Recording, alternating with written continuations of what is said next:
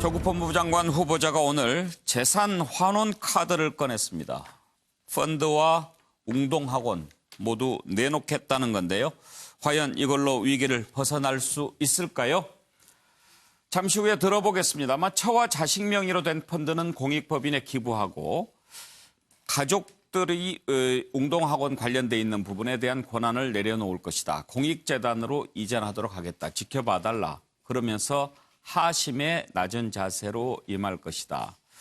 그동안 밝혀왔던 입장에서 매우 진전된 입장입니다. 그동안 질책 달게 받겠다 이런 얘기만 했고 내려놓은 것은 없었는데 이제 재산을 내놓겠다라고 얘기하고 있습니다. 그렇지만 가장 관심이 컸던 딸과 관련된 의혹은 해명하지 않았습니다. 딸 논란은 계속되고 있고 일부에서는 딸 얘기를 하는데 왜 재산 얘기를 하느냐 이런 말도 나옵니다.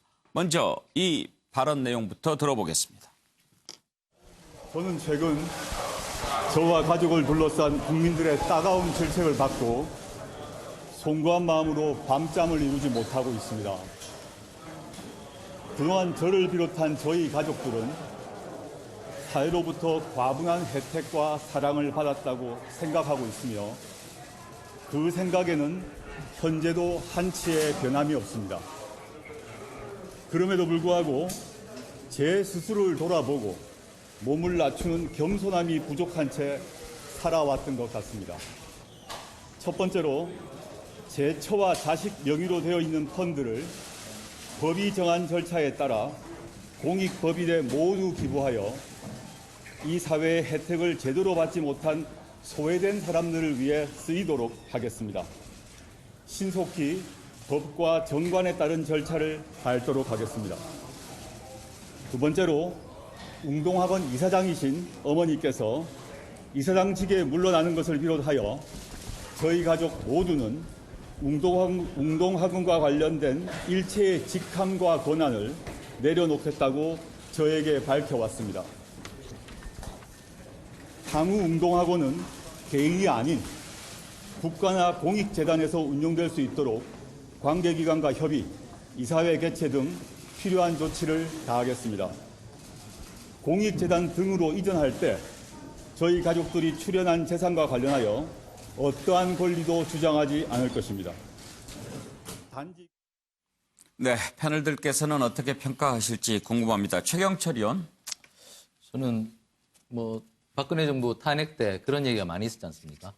춘향인 줄 알고 뽑았더니 강단이었다. 그래서 저는 이 말을 한번 써봤는데 이도령인 줄 알고 법무부 장관 지명을 했는데 결국에는 방자도 아니고 결국에 변사또가 아니었나.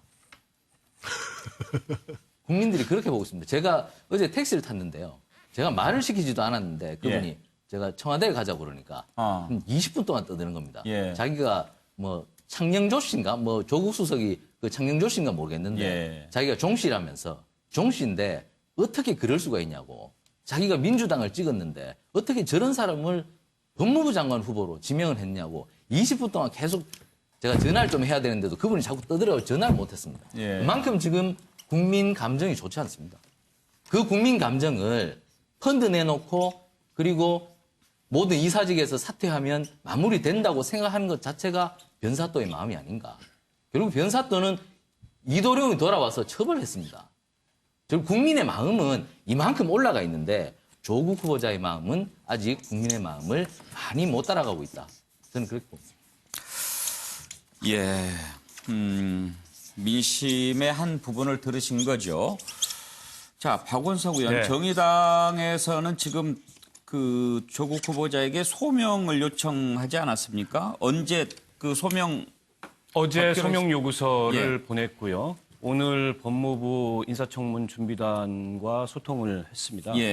그래서 다음 주 월요일 날 저희가 소명 요구한 내용에 대한 답변을 포함해서 법무부 인사청문 준비단이 오후 3시에 정의당을 찾아와서 그에 대해서 설명하고 또 질문도 받고 하기로. 청문 준비단을 통해서 조국 후보자가 소명하는 거군요. 그렇습니다. 본인이 직접 가거나 그렇습니다. 그러는 것은 아니고. 청문 준비단장이 아마 오지 않을까 싶고요.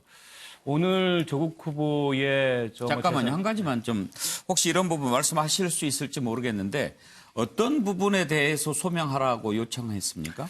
크게 지금 그 언론이나 국민들이 의혹을 제기하는 부분과 다르지 않습니다. 예. 첫 번째로는 이제 딸과 관련된 여러 가지 의혹들이 있고요. 예. 두 번째로는 그 웅동학원을 둘러싼 소송과 부친의 재산 처리 문제와 관련된 거. 예. 그리고 세 번째로는 조국 교수의 부인과 또 동생의 전 부인 간의 부동산 거래. 예. 그리고 네 번째로는 뭐 사모펀드 등등에서 재산 형성과 전반적인 관련된 의혹 다 네. 그 사항들에 포함되었군요. 대해서 세부적인 이제 질문 항목들을 만들어서 예. 저희가 그 소명 요구를 했고 오늘 듣기로는 작성 중에 있다. 내일쯤이면 완료될 것 같고 네. 다음 주 초에 늦지 않게 찾아와서 설명하겠다까지 답변을 예. 드렸습니다.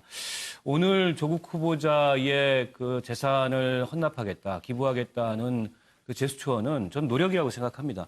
따가운 국민들의 질책도 들었고 또 여론의 이 곱지 않은 반응을 알고 있기 때문에 기존의 입장에 비해서 한층 진전된 노력인데 과연 저 노력을 얼마나 여론이 받아들일지 관건은 이제 여론의 반향인 것 같아요. 근데 딸 문제와 관련된 입장은 빠진 거 아니냐.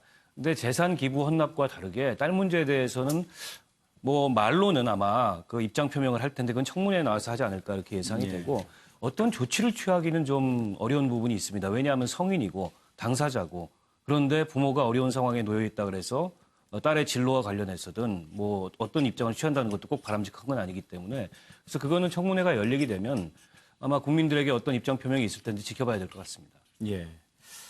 김영주 의원은 오늘 조국 후보자의 저 발표를 어떻게 받아들였습니까?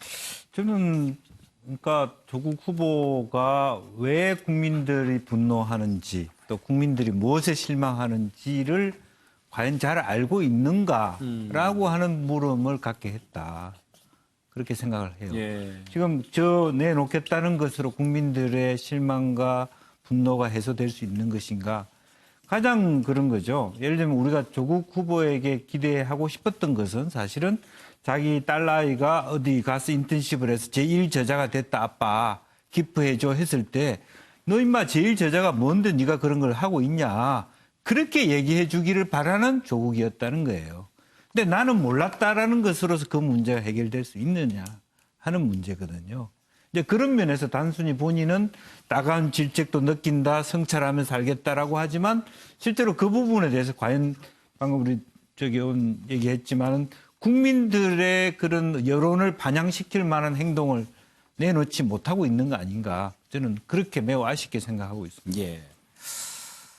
정태근 의원, 그 조국 후보자에게 비판적인 사람들은 그러면 돈으로 법무부 장관직을 사겠다는 거냐 이런 말까지 하더라고요. 그러니까요. 국민이 원하는 게 뭔지를 잘 모르는 거죠.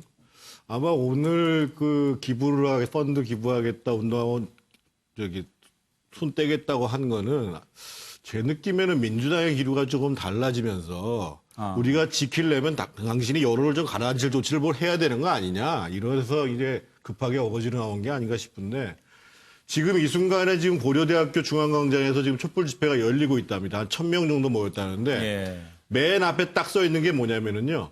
명백한 진상규명입니다. 예. 학생들이 원하는 것도 마찬가지고 우리 국민이 원하는 것도 똑같습니다. 과연 그 딸이 연구 부정 논문을 왜 하게 됐고 그다음에 그것이 진학 부정에 관여된 것이 아닌지 그리고 장학금을 왜 타게 됐는지 거기에 조국이라는 사람과 부인이 관여된 것이 아닌지 이걸 지금 묻고 있는 거예요.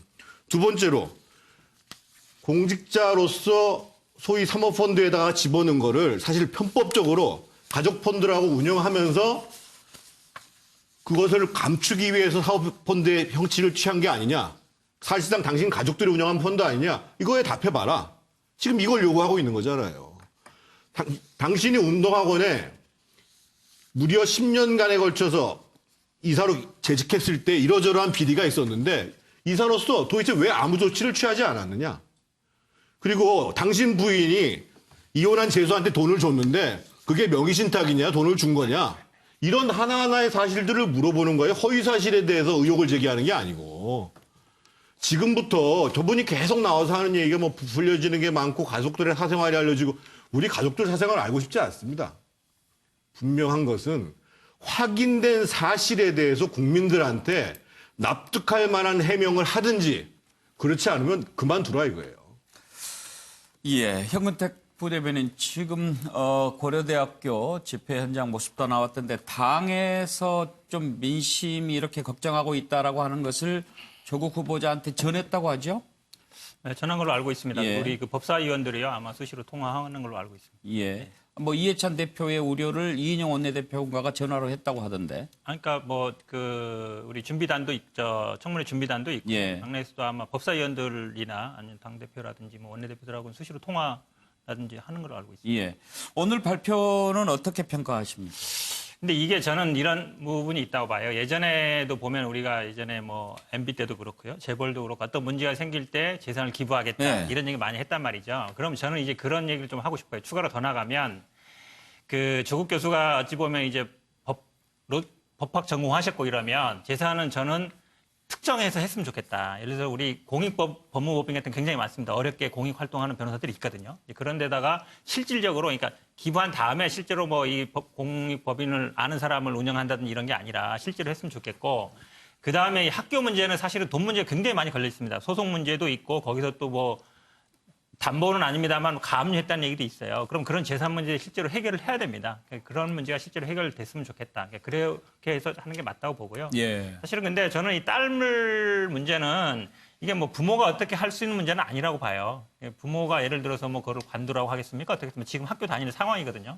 그 다음에 사실은 진상규명은 저는 아마 지금 이제 검찰로 지금 고발이 10건이 더 됐습니다. 한국당 측에서 고발을 굉장히 많이 했거든요. 지금 조 후보뿐만 아니라 부인, 남동생 부인, 딸까지 고발을 했어요. 그렇다 본다 그러면 진상규명 문제는 제가 보기에 당장 해결될 문제는 아니다. 이미 검찰에서 들어갈 것 같은데 어쨌든지 간에 해명을 할 필요가 있다. 가장 좋은 거는 저는 청문회라고 보는데 지금 청문회가 날짜를 못 잡고 있지 않습니까? 그럼 어떤 식으로든지 간에 뭐 그게 명칭은 중요하지 않다고 봐요. 그게 국민 청문회가 됐든 기자회견이 됐든 간담회가 됐든 뭐가 됐든지 간에 본인의 해명은 일단 그런 자리는 필요하다고 보고 저희 당에서도 그렇게 요구하고 있는 걸로 알고 있습니다. 자, 윤기찬 대변인. 글쎄, 그 국민들이 조국 후보자를 주시했던 이유는 이제 반칙과 특권에 분노하는 글, 저서 이런 것 때문에 개혁의 방향을 가름했던 거 아니겠습니까? 자본주의 폐해에 대해서 슬퍼할 줄 아는 이런 글, 저서 이런 부분에 대해서 지지를 보내줬던 것인데 본인의 삶이 이미 신뢰를 잃었어요. 그런데 그 동안에 얻어온 여러 가지 물질이나 이런 커리어 등을 포기한다고 해서 원상 회복한다고 해서 법무장관의 자격이 되살아난다고 보지는 않습니다. 그래서 그런 부분을 국민들이 원하는 건 아니고요. 법무장관으로서 직무 수행에 적합하지 않다라는 것을 국민들은 말하는 겁니다. 더군다나 검찰개혁 말씀하시는데 이미 피고발인 신분이시고 이런 정도의 신뢰를 잃은 분이 검찰개혁을 할 수 있겠습니까? 그래서 특히 경찰의 권한을 상당히 넘겨주는 이런 그 검찰개혁 방향인데 그럼 검사들이 수사 대상이신 분이 그것을 과연 할 수 있는지 이런 부분도 따져보면 법무장관으로서 과연 할 수 있는지 회의적인 생각이 듭니다. 예, 지금 이런 상황에서 과연 청문회까지 갈 수 있느냐도 관심인데요. 청문회 관련 이슈로 넘어가 보겠습니다.